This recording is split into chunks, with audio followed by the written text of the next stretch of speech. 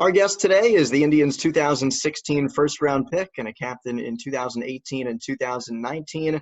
Outfielder Will Benson is with us today. Will, out in Atlanta at home right now. How are you doing? Man, I'm good. Beautiful, beautiful Saturday out today. I'm good.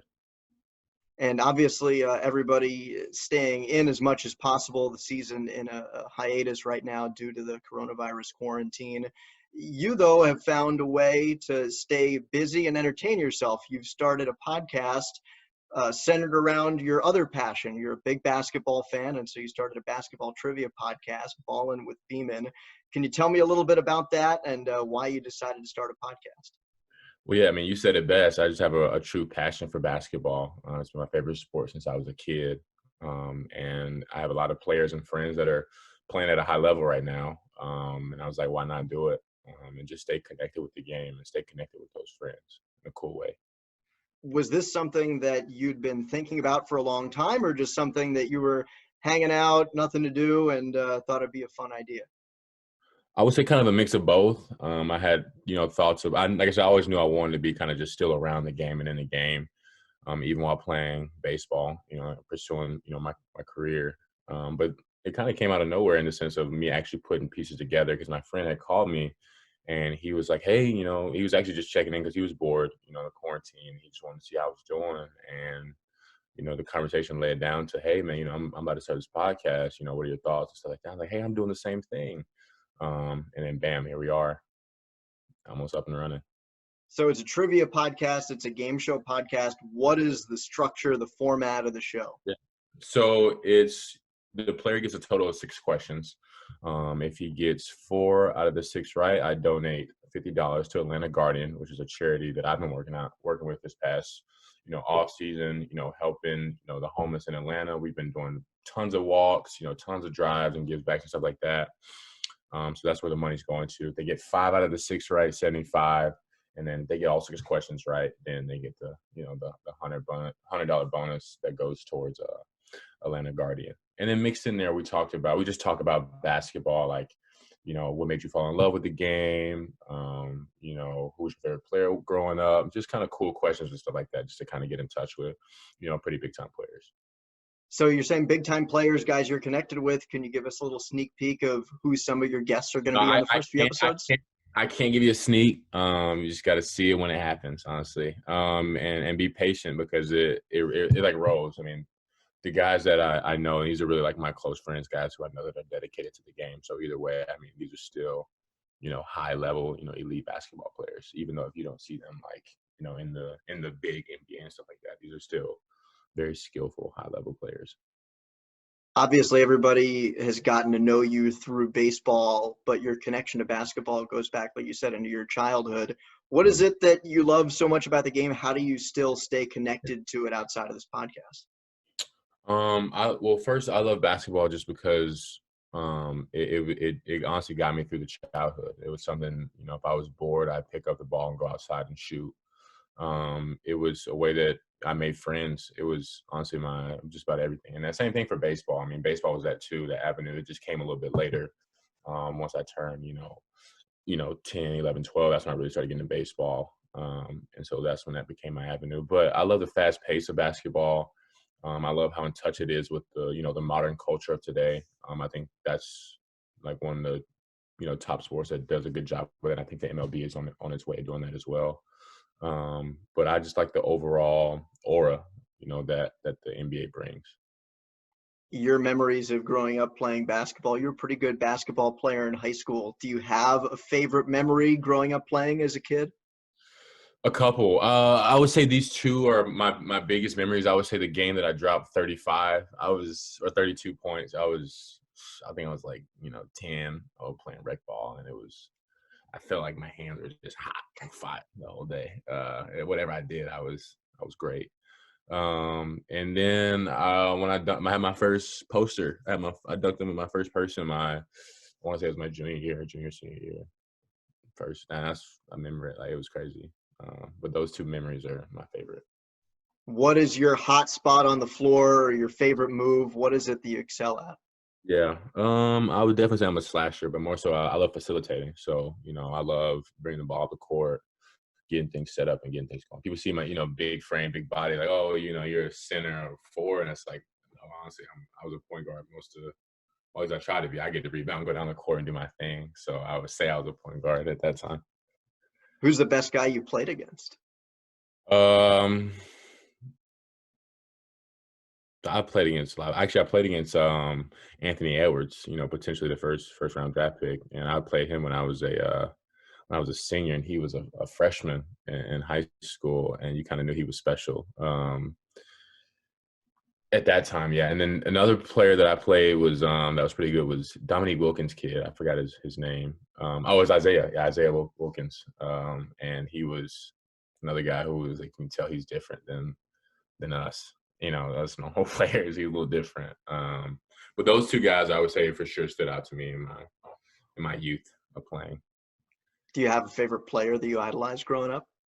Yeah, I mean, I still idolize him today. Kobe Bryant. He was the essence to me of basketball. He was a competitor. He didn't back down from anybody. I wouldn't say that I was the same way in terms of being selfish and always having the ball in his hand and stuff like that. But I just love how pretty much everything went through Kobe on the court, offensively, defensively. People don't even realize how good he was on defense as well.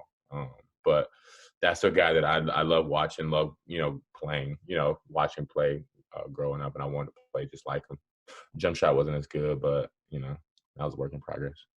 I know his passing was a tough day for basketball fans and sports fans in general. And being a guy who idolized Kobe, I know you changed your profile picture on Instagram to Kobe for a little while. Mm-hmm. How did that affect you, and how did it make you think back on what you loved so much about watching him play? Well, I mean, it was honestly, I think a lesson moment for the whole world is that we don't know when our last day is. We don't know when our time to go is, and we should really value the people that are around us every day. We should let people know that we love them and that we care about them, and that, life's not short. So the choice that you make, you need to be making the right one, because it will all end, and that will be your lasting impression on the world. And, just for me personally, like basketball won't be the same. Knowing, I mean, like I said, he had already retired. He had already, he already left the game, but even still, like knowing that he won't be, there on the sidelines, like the Bill Russells and stuff like that, watching along. He won't be getting that standing ovation anymore when he walks into Staples Center. It's going to be weird. It's going to be different. But I'm sure they're going to do something special for him so that he's remembered every year.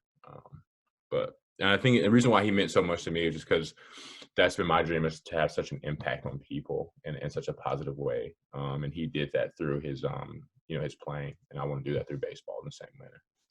Yeah, I wanted to ask you that. How did that influence from Kobe affect you? How do you want it to affect your legacy in baseball? What everybody talks about is that Mamba mentality, that will to, not back down, not lose, to leave it all on the court, and to let people sense it. You know what I mean? People sense that you're out there giving it your all, and that's something that I want to be for that young kid that's watching, right down the right field line, and being a student studying, like, what is Will doing? Why not, be that same way for that kid, the same way that Kobe was for me for basketball. So there you have it. That's why. Well, you certainly made an impression. Exactly 1 year ago today, we're recording this on April 18th, 2020.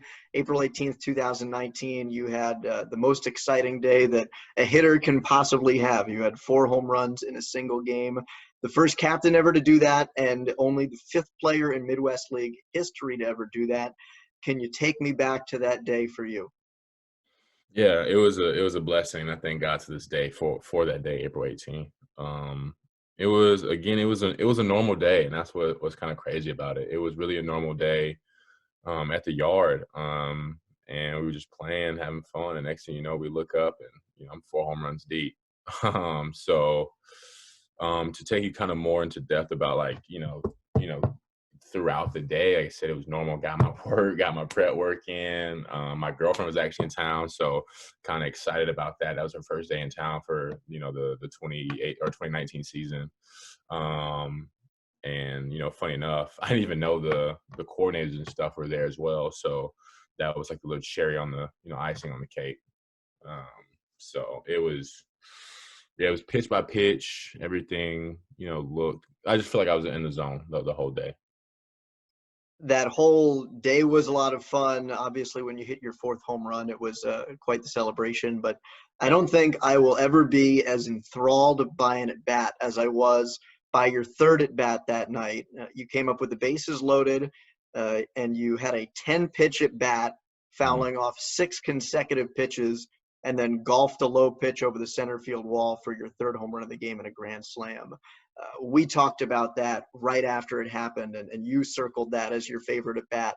Is Yeah. that still your favorite at bat of your career? And what did you take away from your ability to lock in that plate appearance?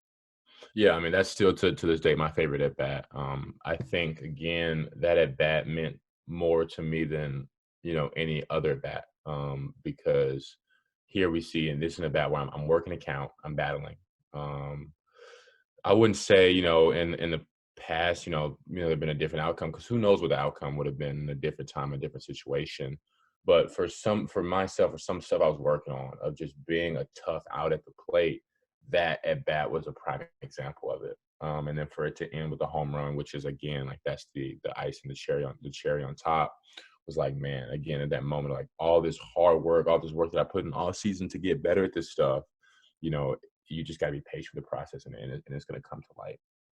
And so that's why it's my favorite at bat, is because again, like I feel like things that I've been doing, things I've been trying to work on, things I'm trying to move forward to, are on display. So it was really cool. And it wasn't a meatball that you hit out either. If I remember correctly, it No, it was was a it was low breaking ball. a low breaking ball, yeah. But again, that's how I knew I was locked in, because it wasn't necessarily that I didn't see the seams, but I kind of knew the trajectory. I knew I had to sit back. It wasn't even that I knew like what I really just hit. It just I knew I was locked, and I knew what I needed to do to get to this pitch up in the right way. And voila, you know. And it was kind of like a microcosm of your development at that point, right? Because your swing and your approach has changed so much since the day you were drafted. How Yeah. much do you feel like you've progressed from the kid who had the raw ability to get picked in the first round to the kid who now has a more defined and focused approach at the plate?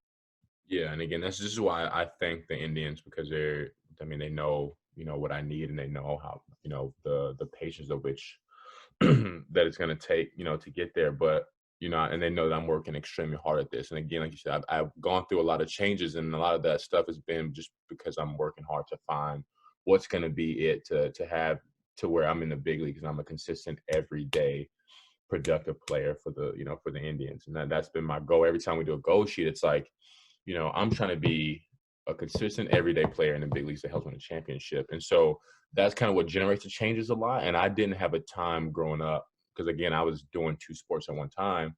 I didn't have time to sit there and create an identity for myself. And this is who I am at the plate. This is how, this is my swing, where I have a lot of close friends who are really good now. They're in the big leagues, like Key Boom, like Trammell, like these guys know their swing in and out.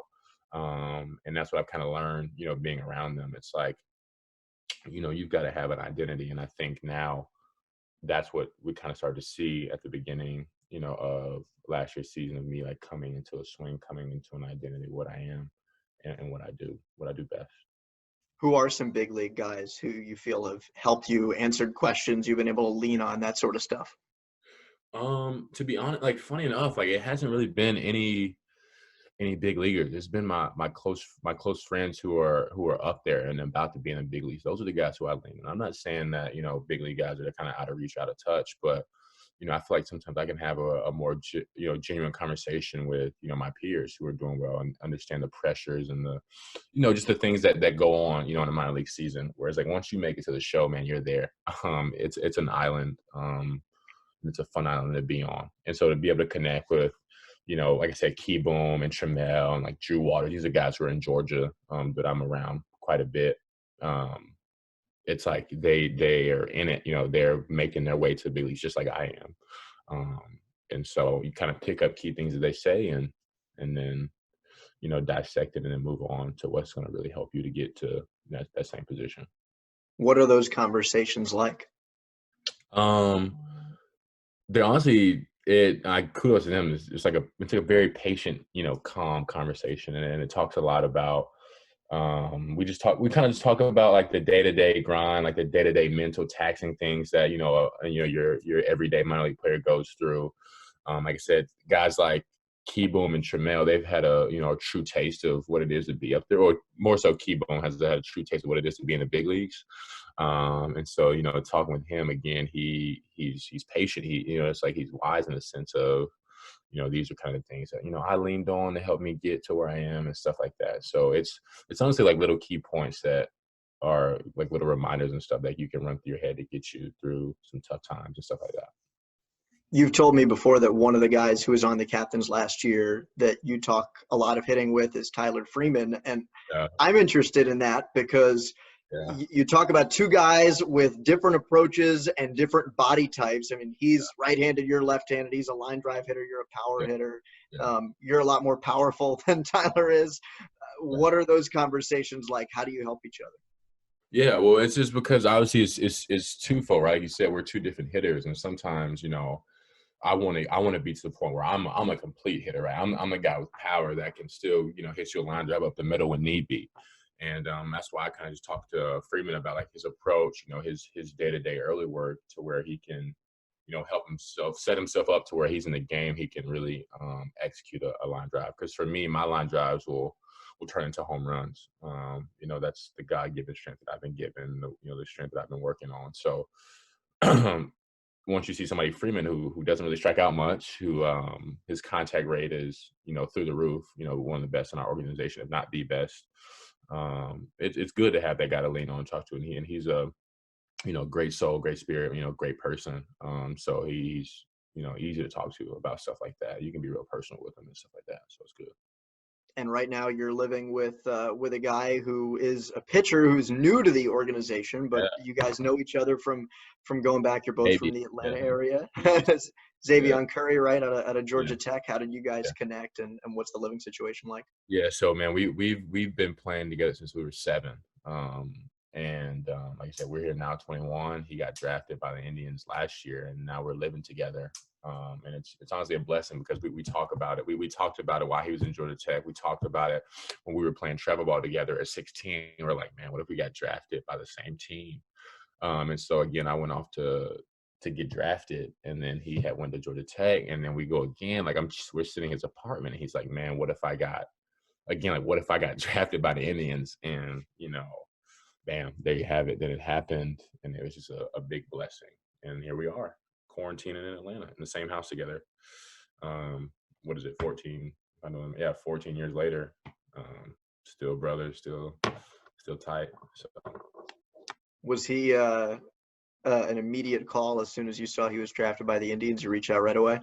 right away, like I knew it, like the day, like it was the first day of the draft. And we didn't know what was gonna happen.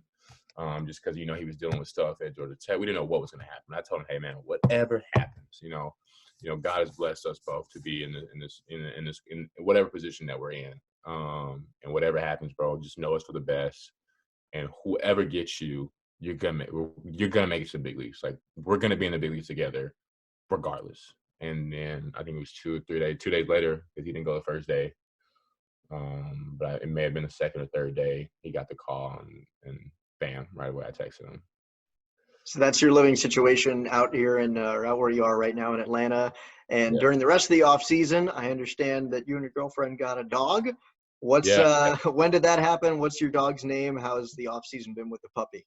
yeah. Little Loki. That's the dog's name, Loki. He's out in Arizona right now with her. She'll be out this way pretty soon. But we just got to make sure being safe with the corona and stuff that she travels and everything accordingly. But yeah, he's I think he was born December 5th, so he's about January, February, March. Yeah, so April. He's about 4 months old now. Yeah. That's awesome, and she's able to take care of him Yeah, while you're away. And it's yeah. not. It's I mean, a little bit I of know at my house, certainly a team effort with the puppy. yeah. So I want to get her out here because I know how much of a hassle a pup can be. But honestly, he's been good. I've been getting like little videos, the at-home videos and everything of how he's been doing. He's been doing good. He's been treating her good. So it hasn't been too much of a hassle. Well, I'm sure you miss those guys, and hopefully your girlfriend and your puppy Loki can get out your way when it's safe. Yeah, they should be. All right. Well, thanks so much for taking the time. Best of luck. Stay safe, and enjoy your new podcast, Ballin' with Beeman.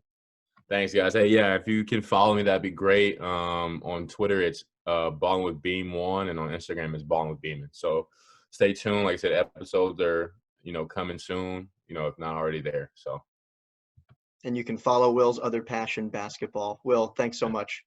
yeah, thank you, man, for having me. This was fun.